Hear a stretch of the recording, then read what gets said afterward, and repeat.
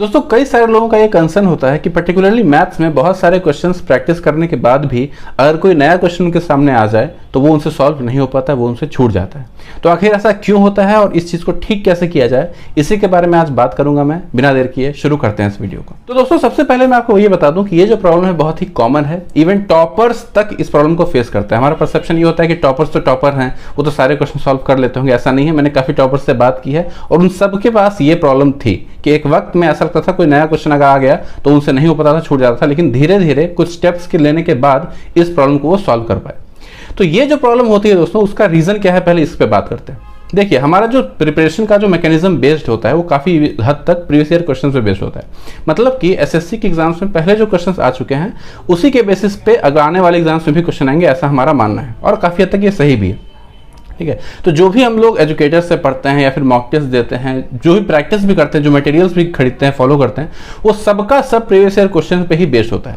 जब ऐसा सिचुएशन है तो बहुत ऑब्वियस सी बात है कि कोई ऐसा क्वेश्चन जो कहीं और से हमें देखने को मिल जाए, कोई और मान लो हमारा फ्रेंड सर्कल में कोई पूछ दे या मॉक टेस्ट हमने दिया उसी में कुछ नया क्वेश्चन मिल गया तो वो हमसे ना हो पाए, ये बहुत कॉमन चीज़ है। ये बिल्कुल हो सकता है, पॉसिबिलिटीज की काफ़ी ज़्यादा है। तो बहुत ही ऑब्वियस है कि कोई बच्चा चाहे वो बिलो एवरेज हो, फेलियर हो या टॉपर हो, वो सब ये प्रॉब्लम तो फेस करेगा ही करेगा, क्योंकि सबने कहीं ना कहीं एक ही स्टडी मटेरियल को फॉलो किया है, कहीं ना कहीं एक ही पैटर्न से पढ़ाई की है, एक ही तरह की बातें सुनी है। ऑब्वियसली ये सारी दिक्कत उन सबके साथ आएगी। तो अब बात करते हैं कि इस प्रॉब्लम को रिजॉल्व कैसे किया जाए। सबसे पहला कि जो भी क्वेश्चंस आपको नए दिख रहे हैं वो आउट ऑफ सिलेबस नहीं, वो आपके सिलेबस के अंदर के ही पार्ट हैं। जरूर वो किसी न किसी कंसेप्ट पे ही बेस्ड होंगे। तो पहले आप ये मेक श्योर कीजिए कि जिस कंसेप्ट पे वो बेस्ड है, क्या उस कंसेप्ट को आपने अच्छे से समझा है, क्या उसका इन एंड आउट आपको अच्छे से पता है, क्या एजुकेटर जिसको आप फॉलो कर रहे हैं उसने वो टॉपिक आपको बहुत अच्छे से एक्सप्लेन किया था कि नहीं। ये बहुत जरूरी है, पहला स्टेप। दूसरी बात कि दोस्तों इस तरह की फीलिंग हमें अक्सर आती है जब हम लोग मॉक टेस्ट देते हैं, तो खास तौर से क्योंकि वो हमारा बहुत बड़ा सोर्स ऑफ प्रिपरेशन होता है। मॉक टेस्ट हमने दिया, नया क्वेश्चन हमसे नहीं हुआ, हम लोग फ्रस्ट्रेट होने लगते हैं, यार नया क्वेश्चन तो हो ही नहीं रहा है, मैं शायद अच्छा परफॉर्म नहीं कर पाऊंगा एग्जाम में भी। तो दोस्तों आपको ये हमेशा याद रखना है कि आपका पर्पस मॉक टेस्ट में टॉप करना है या बहुत अच्छा नंबर नहीं, आपको एग्जाम क्रैक करना है। और आपको ये बात जान के शायद खुशी हो कि नए क्वेश्चंस की मात्रा जो मॉक टेस्ट में होती है एग्जाम में उससे कम होती है, क्योंकि मॉक टेस्ट वाले आपको प्रिपेयर करना चाहते हैं उस व्यू से भी। तो इसको आप पॉजिटिवली लीजिए कि अगर आपके मार्क्स थोड़े कम भी रहे मॉक में तो आप ये मेंटेलिटी बना के चलिए कि आपका एग्जाम में मार्क्स उससे तो थोड़ा ज्यादा ही आएगा। तीसरा स्टेप सबसे इंपॉर्टेंट है, वो है multiple way of solving the problems. देखिए क्या होता है ना कि कोई भी क्वेश्चन हमारे सामने आता है, खासतौर से एजुकेटर्स की हम लोग बात करें तो वो क्या बोलते हैं कि ये क्वेश्चन आपके सामने है, इस क्वेश्चन का करने का सबसे शॉर्टेस्ट मेथड मैं आपको बताऊंगा, आप आराम से 2 सेकंड में इस क्वेश्चन को कर ले जाओगे। ठीक है। वो क्या करते हैं, एक मेथड आपको बताया, बहुत शॉर्ट मेथड बता दिया, आप खुश हो जाते हो, आप आगे बढ़ जाते हो। मैं आपको ये कहता हूं कि जो भी क्वेश्चन आप करते हो, चाहे आपसे क्वेश्चन सॉल्व हो भी जाए, ट्रिक से सॉल्व हो जाए या किसी एक मेथड से सॉल्व हो जाए, कोशिश करो कि उसी क्वेश्चन को सॉल्व करने का मल्टीपल मेथड्स आपके पास हो।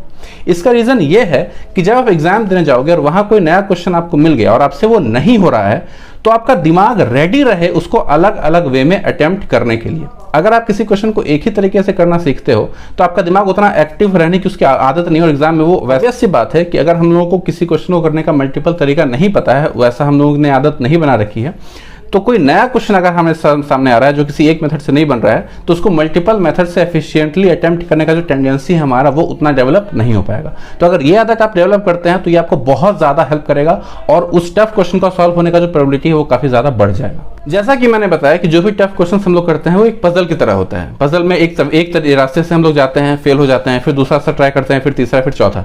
तो ये रास्ते ट्राई करने में वक्त लगता है। वक्त अगर आपके पास है तो आपके लिए कोई दिक्कत की बात नहीं है, आप किसी न किसी वे से पार हो जाओगे।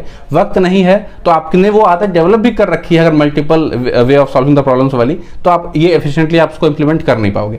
तो पहले तो आपको जो इजी क्वेश्चन पे हैं उस पर बहुत ज्यादा पकड़ बनानी है, उस पर बहुत ज्यादा स्पीड आपको एक्वायर करना है ताकि बहुत जल्दी जल्दी इन क्वेश्चन को कर लो।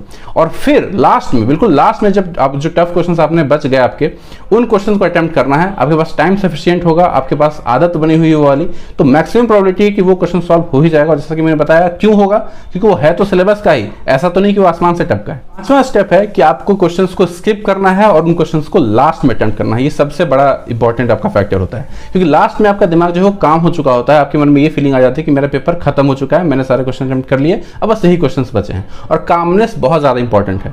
कई बार ऐसा होता होगा कि आप मॉक देते होंगे, मॉक देने के बाद आपके क्वेश्चन जो गलत हो गए, जो आपसे छूट गए, जो आपको टफ लग रहे थे, मॉक देने के बाद आपको लगता होगा अरे यार इसमें तो बस इतना ही करना था, मेरा आंसर आ रहा था, इस टाइप की फीलिंग आती है।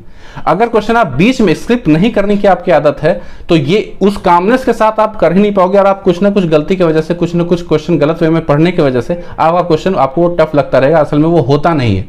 तो आप टफ क्वेश्चंस को लास्ट के लिए रखो, तुरंत स्किप करो, जैसे ही कुछ लग रहा है टफ क्वेश्चन या बड़ा लैंग्वेज कुछ भी दिख रहा है तुरंत स्किप करो और आगे बढ़ो। तो दोस्तों ये सब करने के बाद भी अगर नए क्वेश्चंस आपसे नहीं बन पा रहे हैं तो एक ही बात मैं कहूंगा कि आपके एग्जाम में मैक्सिमम 5% नए क्वेश्चंस आते हैं, तो उससे उस 5% के पीछे भागने से बढ़िया है कि जो 95% क्वेश्चन प्रीवियस ईयर क्वेश्चन पे बेस्ड आ रहे हैं उस पर अपनी पकड़ बहुत ज्यादा मजबूत कर लो। अगर पकड़ मजबूत कर लोगे तो जो क्वेश्चन आपके छूट रहे हैं, नए क्वेश्चन आ रहे हैं जो आप नहीं कर पा रहे हो, उससे कोई बहुत ज्यादा फर्क नहीं पड़ेगा। तो इतना ही था सजेशन। इसके अलावा मैं आपको बता दूं कि अनअकैडमी नए नए कोर्सेज लॉन्च कर रही है 19 मई से, जो कि जब भी आपका एग्जाम होगा उसके पहले सिलेबस आपका खत्म कराने की गारंटी है। यहाँ पे टॉप एजुकेटर्स हैं, कोई क्वालिटी में कॉम्प्रोमाइज नहीं है, बिल्कुल टाइम से क्लासेस चलती हैं, बिल्कुल वे में, एक रिदम में हम लोग पढ़ते हैं वहाँ पे। तो वहाँ पे आप ज्वाइन कर सकते हैं, मेरा कोड यूज कर सकते हैं WWSHAL, और डिस्क्रिप्शन में आपको सारे डिटेल्स मिल जाएंगे। तो एक अच्छा एजुकेटर का होना भी जरूरी है, आपको उसका फर्ज बनता है कि आपको टफ क्वेश्चन या नए क्वेश्चन के लिए भी तैयार रखें। तो उम्मीद करता हूँ इस वीडियो से आपको हेल्प मिली होगी। इतना ही था इस वीडियो में, मिलते हैं अगले वीडियो में, तब तक के लिए।